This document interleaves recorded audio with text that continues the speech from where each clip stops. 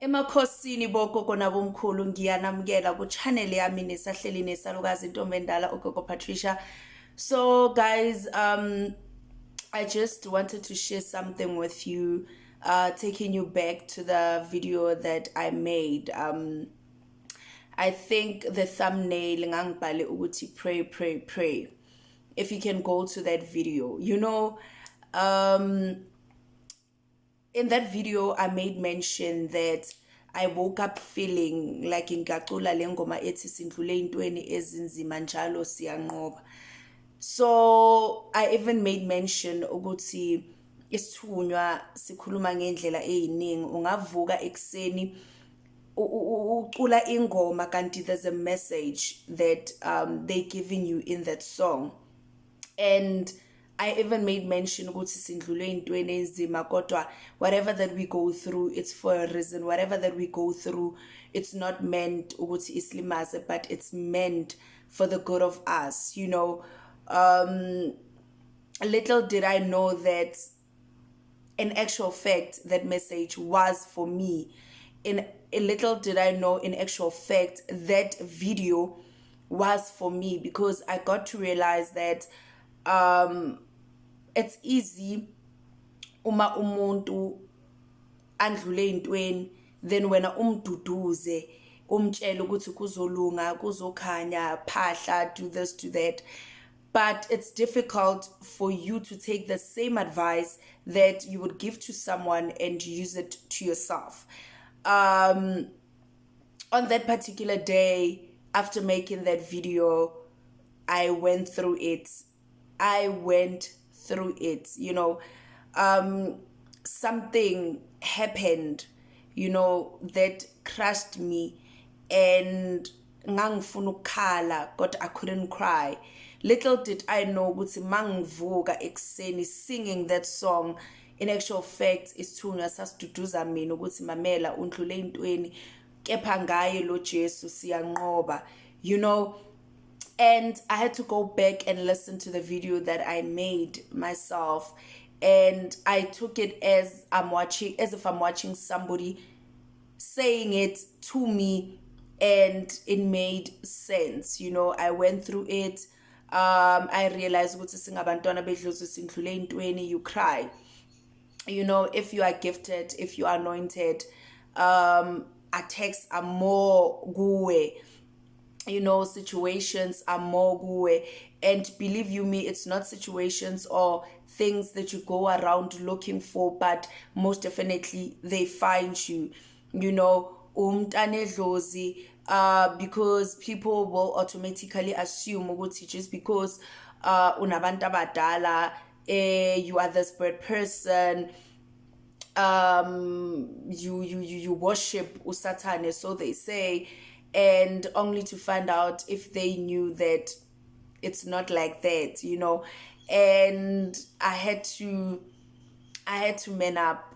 I had to toughen up. I had to be like, girl, this is one of the things that you have to face, and you might think ukuthi incane kodwa inkulu, And I was listening to this man that we all know, Ukredo Mutwa, talking about, there was a point in time that he had patients of people coming to him.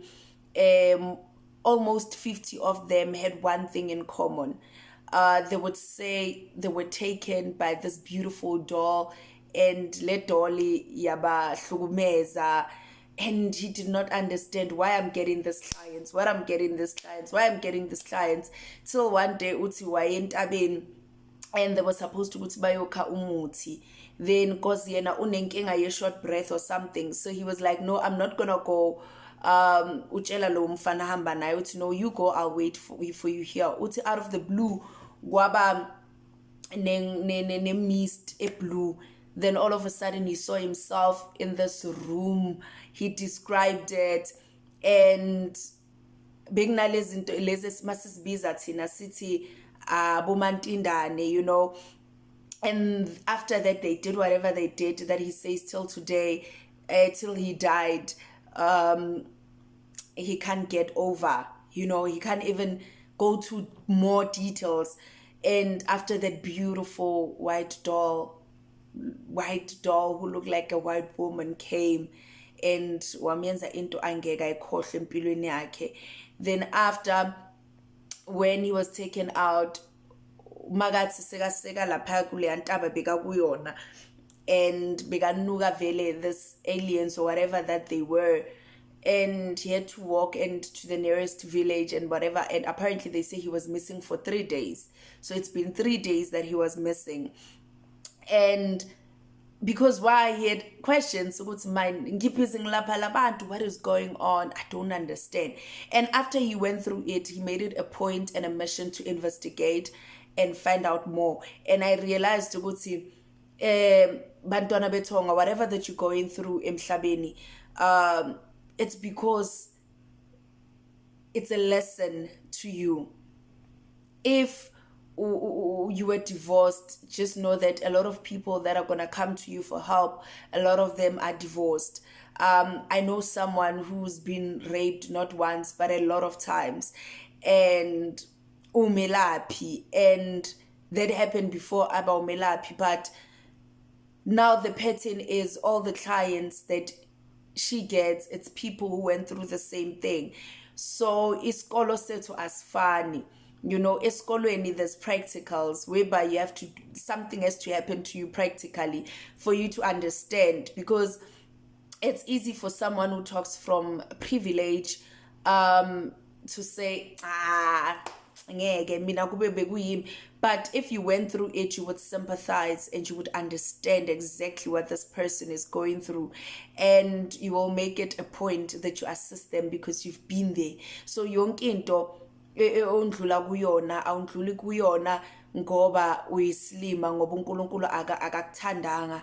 You know, we all need abo Judas ukuthi basithengise, you know, because uJesu wouldn't be uJesu if uJudas was not there. That's one thing that you should know empilweni yakho.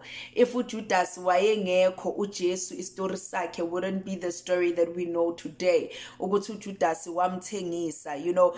uPetros wadinaya uJesu. uJesu needed uPetros ukuthi amdeny, because if bekangamdinayanga uJesu kube akusuJesu esemaziyo, meaning sindlule intweni uJesu had to be sold, uJesu had to be denied in order for him to be this Jesus, in order for ukuthi the prophecy must be fulfilled.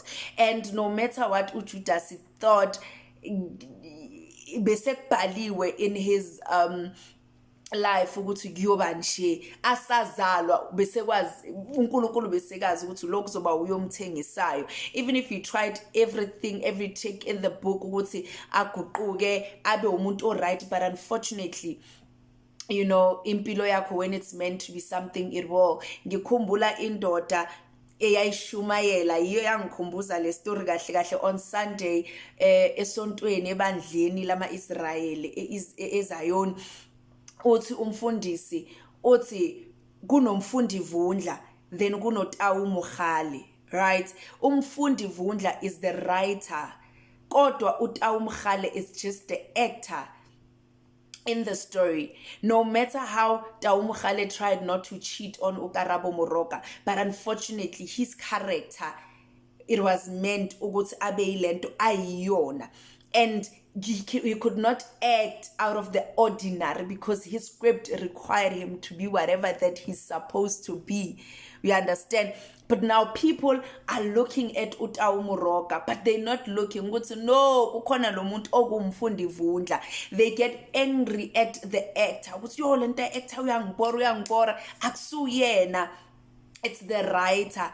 Asho ukuthi sonke we just actors kulomhlaba, but khona lo muntu lona okuyena umbhali weimpilo zethu, okuyena wathatha isinqumo ukuthi wena uyoba nje, ukuthi wena impilo yakhe iyohamba ibe nje. No matter whatever that you try to do in your life, uthi kunomuntu oyisigebengu, wayedalelwe ukuthi uzoba yisigebengu ngoba kunalento lefanele ayenze ukuthi izonqeda lo omunye naye. Like lento lena, we just actors, guys. We acting, we are in a movie, we are in a storyline. So whatever yenzakala empilweni yami mtaka dead, there was nothing you could have done about it.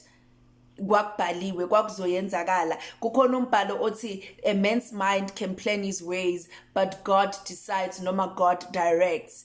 Apostle Peter uthi I'm a sinner. I try each and every day not to sin, but ngiyawona, ngiyazama. Sonke siyazama sithi Nkosi ngiyazinikela, ngithi Nkosi ngiyazinikela. I'm devoted to you. But kube nesimo esikususe endleleni. You know, all the people that backstabbed you empilweni, you needed them because of bengeke ube la ufanele ube khona. Noma they wouldn't push you where you fanele ube khona. Kunabantu abathi mina ngaqoshwa emsebenzini ngazothi ngiqoshelwane, kanti kunomuntu wahamba wafika wakhuluma kabi kumphathi wakho wena waqoshwa. Then wena usukwatile ukuthi bangixoshisa, ngifuna ukuyobasebenza. No, don't do that. You don't know ukuthi you needed them ukuthi bakuthathe lapha because you were not supposed to even be there. When you are meant for the greatness. If bosahleli kuloya msebenzi obosahleli la uhleli khona ubungeke ufike la ufika khona. So when instead of dwelling on that, ask yourself ukuthi, what is the message trying to teach me? What is it that am I supposed to learn from this whole thing? And you will get your answer.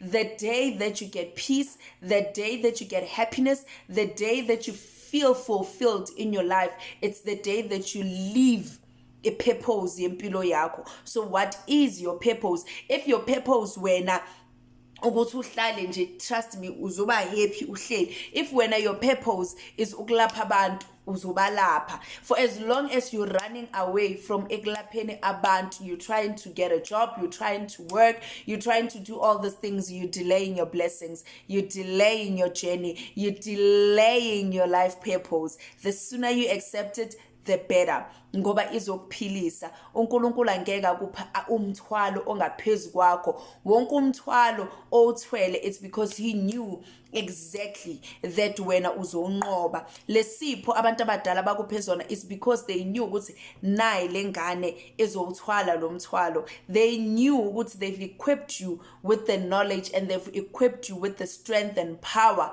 ukuthi uyihambe le ndlela. So stop ukubheka emaceleni, stop ukubheka ama-distractions. They are there to equip you. Wena into ofanele uyenza, thatha lokufanele ukuthathe bese uhamba indlela yakho. uNkulunkulu anibusise, anandisele, kukhanye kube mhlophe, abagulayo baphole, abangayitholi imisebenzi bayithole, abasazifuna empilweni bazithole. Emakhosini liseli khanya xamaku.